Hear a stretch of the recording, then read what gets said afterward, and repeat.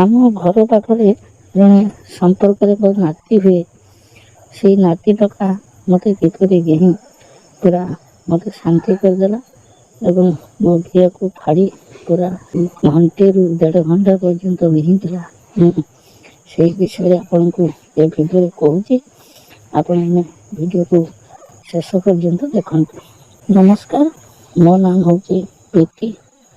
ଆପଣମାନେ ଦେଖୁଛନ୍ତି ଆପଣଙ୍କର ପ୍ରିୟ ଚ୍ୟାନେଲ୍ ପ୍ରିୟା ଟ୍ୟୁବ୍ ଚ୍ୟାନେଲ୍। ଏହି ଚ୍ୟାନେଲ୍ରେ ଆପଣମାନେ ହଟ୍ ଗେହାଁ ଭିଡ଼ିଓ ସବୁ ପାଇବେ। ଯଦି ଚ୍ୟାନେଲ୍କୁ ଆଜି ପର୍ଯ୍ୟନ୍ତ ସବସ୍କ୍ରାଇବ୍ କରିନଥିବେ ତେବେ ଦୟାକରି ଚ୍ୟାନେଲ୍କୁ ସବସ୍କ୍ରାଇବ୍ କରିବେ ଏବଂ ପାଖରେ ଥିବା ବେଲ୍ ଆଇକନ୍କୁ ନିଶ୍ଚିତ ଭାବରେ ଚିପିବେ, ଯାହାଫଳରେ ଆମ ଚ୍ୟାନେଲ୍ରେ ଛଡ଼ାଯାଉଥିବା ଭିଡ଼ିଓର ନୋଟିଫିକେସନ୍ ସର୍ବପ୍ରଥମେ ଆପଣଙ୍କ ପାଖକୁ ଯିବ। ତ ଆସନ୍ତୁ, ସମୟକୁ ନଷ୍ଟ ନ କରି କିପରି ଜଣେ ନାତି ମୋତେ ଗେହିଁ ପୁରା ମୋର ବିଆରୁ ସବୁ ଧଳା ପାଣି ବାହାର କରିଦେଇଥିଲା ଏବଂ ପାଖାପାଖି ଘଣ୍ଟେରୁ 1.5 ଘଣ୍ଟା ପର୍ଯ୍ୟନ୍ତ ଗେହିଁଥିଲା, ସେ ବିଷୟରେ ମୁଁ ଆପଣମାନଙ୍କୁ ସବିଶେଷ କହୁଛି। ମୋ ସ୍ୱାମୀ ତ ଘରେ ରୁହନ୍ତି ନାହିଁ, ସେ ବାହାରେ ଚାକିରି କରନ୍ତି। ତେଣୁ ମୁଁ ଏକୁଟିଆ ଭଡ଼ା ଘରେ ରହେ। କିନ୍ତୁ ଆମ ଘର ପାଖରେ ଆଉ ଜଣେ ଭଡ଼ା ରୁହନ୍ତି। ତାଙ୍କର ଜଣେ ପୁଅ ଥିଲା। ସେ ପୁଅ 8ମ କିମ୍ବା 9ମରେ ପାଠ ପଢ଼େ। ସେ କ'ଣ କରେ ନା ସଦାବେଳେ ଆମ ଘରକୁ ଯିବା ଆସିବା କରେ ଏବଂ ମୋର ଅସୁବିଧା ସୁବିଧା କଥା ମଧ୍ୟ ସେ ବୁଝାବୁଝି କରେ। ଯେଉଁଟା ଯେତେବେଳେ କିଣିବା କଥା ମୁଁ ତାକୁ କହିଲେ ସେ ଯାଇ ବଜାରରୁ ନେଇ ଆସେ, ମୋତେ ଆଣି ସେସବୁ ଦିଏ। ମୋଟାମୋଟି କହିବାକୁ ଗଲେ ସେ ପ୍ରାୟ ସମୟ ମୋରି ପାଖରେ ରୁହେ ଏବଂ ମୋ ସହିତ ମିଶେ ଏବଂ ଆମେ ଦୁଇଜଣ ବି ବହୁତ ଥଟ୍ଟା ମଜା ହଉ। ଥରେ କ'ଣ ହେଇଛି ନା, ବହୁତ ଦିନ ହେଲା ସ୍ୱାମୀ ଘରକୁ ଆସିନଥିବା ଯୋଗୁଁ ମୋତେ ଗିହା ଖାଇବାକୁ ପ୍ରବଳ ଇଚ୍ଛା ହେଇଥିଲା। କିନ୍ତୁ ଯେହେତୁ ସ୍ୱାମୀ ଘରେ ନାହାନ୍ତି, ମୁଁ ଆଉ କ'ଣ କରିବି। ତେଣୁ ଥରେ ମୋ ମନ ଭିତରକୁ ଆସିଲା ଯେ ଯଦି ମୁଁ ସେଇ ନାତି ଟୋକାକୁ ପଠେଇ ତା ପାଖରୁ ଗିହା ଖାଆନ୍ତି ତେବେ ବହୁତ ମଜା ହୁଅନ୍ତା। ଏହି ପ୍ରକାର ମୋ ମନ ଭିତରେ ଭାବନା ଥିଲା। ଥରେ କ'ଣ ହେଇଛି ନା, ଦ୍ୱିପହର ସମୟ। ସେହି ସମୟରେ ସେ ପିଲାଟି ବୁଲାବୁଲି କରୁଥିଲା। ମୁଁ ତାକୁ ଡାକିଲି, ସେ ବି ଧାଇଁ ଆସିଲା ଏବଂ ଆମ ରୁମ୍ ଭିତରେ ପଶିଗଲା। ମୁଁ ତାକୁ କହିଲି, ତୁ କ'ଣ କରୁଥିଲୁ? ଏଗୁଡ଼ା ନାହିଁ, ଏମିତି ବଜାର ଯାଇଥିଲି। ମୁଁ କହିଲି, ଆଜି ବସ୍, ମୋତେ ଏକୁଟିଆ ଭଲ ଲାଗୁନି, ଟିକେ ବସି କଥାବାର୍ତ୍ତା ହେବା। ସେ ବି କହିଲା, ହଉ ଠିକ୍ ଅଛି ଆଇ, ମୁଁ ପ୍ୟାଣ୍ଟ ସାର୍ଟଟି ପାଲଟି ଆସି ତାପରେ ବସି କଥା ହେବା। ତାପରେ ସେ ଘରକୁ ଗଲା ଏବଂ 10ରୁ 15 ମିନିଟ୍ ପରେ ସେ କ'ଣ କଲା ନା ପୁଣି ଫେରି ଆସିଲା। ଏହି 15 ମିନିଟ୍ ମଧ୍ୟରେ ମୁଁ କ'ଣ କଲି ନା ପୁରା ନିଜକୁ ସଜାଡ଼ି ନେଲି। ମୁଁ ଯେଉଁ ଶାଢ଼ୀଟି ପିନ୍ଧିଥିଲି ସେ ଶାଢ଼ୀକୁ ବଦଳାଇ ମୁଁ କ'ଣ କଲି ନା ଗୋଟେ ନାଇଟି ପିନ୍ଧିଲି ଏବଂ ସେ ଯେତେବେଳେ ଆସିଲା ସେତେବେଳେ ମୁଁ ନାଇଟି ପିନ୍ଧି ପୁରା ଫିଟଫାଟ ହେଇ ରହିଥିଲି। ତାପରେ ସେ ଆସି ପହଞ୍ଚିଗଲା। ଆମେ ଦୁହେଁ ଖଟ ଉପରେ ବସିଲୁ। ଖଟ ଉପରେ ବସି ଇଆଡ଼ୁ ସିଆଡ଼ୁ କଥାବାର୍ତ୍ତା ହେଲୁ। ତାପରେ କିଛି ସମୟ କଥା ହେଇସାରିବା ପରେ ସେ ମୋତେ କହିଲା, ଆଉ ଅଜା ତ ଘରକୁ ଆସୁନାହାନ୍ତି, ତୁମେ ଏକୁଟିଆ ହଇରାଣ ହେଉନ? ମୁଁ କହିଲି, ହଁ ରେ, ମୁଁ ବହୁତ ହଇରାଣ ହେଉଛି, କାରଣ ସେ ତ ଘରକୁ ସେମିତି ଆସୁନାହାନ୍ତି, ତେଣୁ ମୁଁ ବହୁତ ଅସୁବିଧା ହେଉଛି। ସେ କହିଲା, ତୁମେ ଯେଉଁ ରାତିରେ ଏକୁଟିଆ ଶୋଉଛ ତୁମକୁ କଷ୍ଟ ଲାଗୁନି?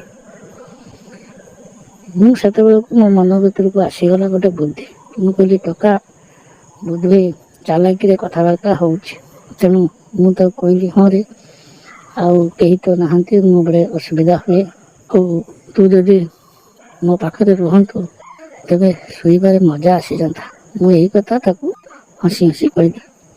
ସେ କହିଲା, ମୁଁ କ'ଣ କରିବି, ମୁଁ ତ ଛୋଟ ପିଲାଟେ, ମୁଁ କ'ଣ ରହିଲେ ତୁମର କ'ଣ ଆଉ ସୁବିଧା ହେବ?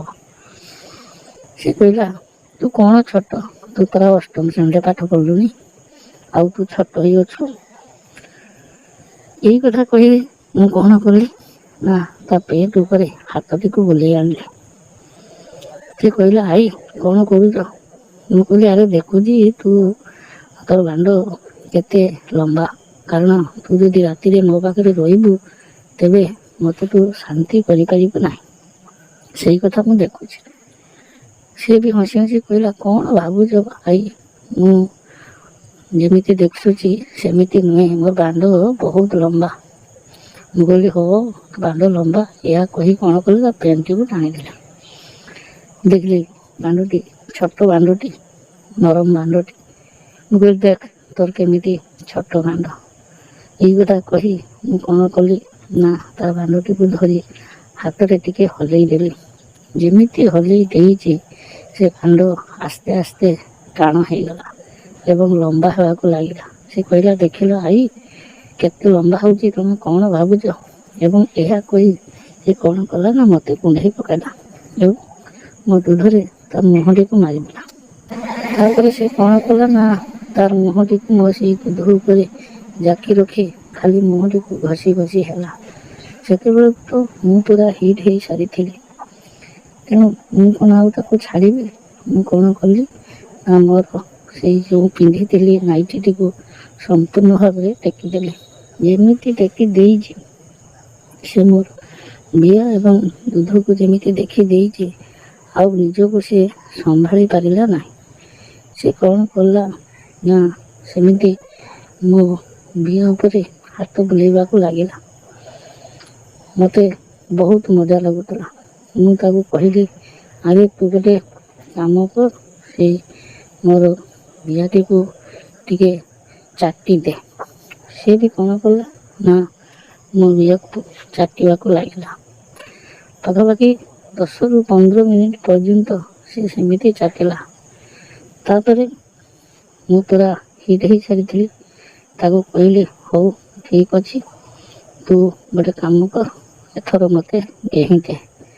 ସେ କହିଲା ହଉ ଠିକ୍ ଅଛି ଆଈ, ତୁମେ ଶୋଇପଡ଼, ମୁଁ ତୁମକୁ ଠିଆ ଠିଆ ଗେହିବି।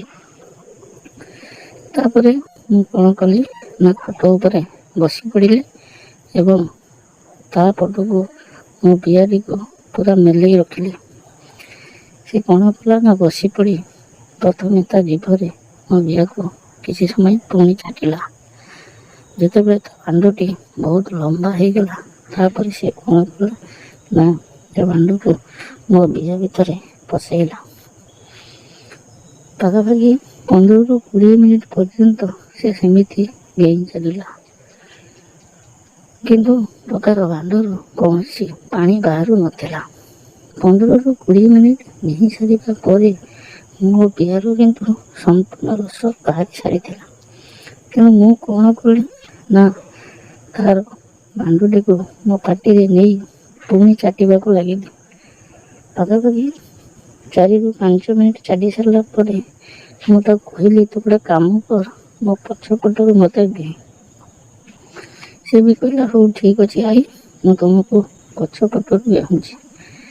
ତାପରେ ସେ କ'ଣ କଲା ନା ମୋ ପଛପଟରୁ ତାର ଲମ୍ବା ବାଣ୍ଡଟିକୁ ମୋ ବିଆ ଭିତରେ ପଶେଇଲା।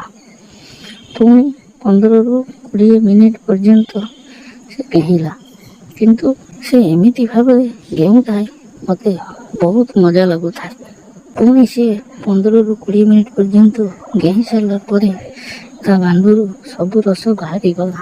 ତାପରେ ସେ କହିଲା ଆଈ ବହୁତ ମଜା ଲାଗିଲା, ତୁମ ବିଆଟି ବହୁତ ସୁନ୍ଦର ହେଇଛି ଏବଂ ତୁମ ଦୁଧ ଗୁଡ଼ିକ ବି ବଡ଼ ବଡ଼ ହେଇଛି, ତୁମେ ମୋତେ ପ୍ରତ୍ୟେକ ଦିନ ଏମିତି ଗେହିବାକୁ ଦେବ।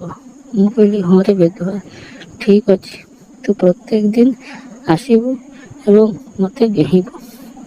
ତ ଏହାପରେ ସେ ଏମିତି ମୋତେ ବହୁତ ଥର ଗେହିଛି। ଏସବୁ କଥା ମୁଁ ଆପଣମାନଙ୍କୁ ପରବର୍ତ୍ତୀ ଭିଡ଼ିଓରେ କହିବି। ଯଦି ଭିଡ଼ିଓଟି ଭଲ ଲାଗିଥାଏ ଭିଡ଼ିଓକୁ ଲାଇକ୍ ଏବଂ ସେୟାର କରିବେ। ରହୁଛି, ପୁନର୍ବାର ଦେଖା ହେବ ଅନ୍ୟ ଏକ ଭିଡ଼ିଓରେ। ନମସ୍କାର।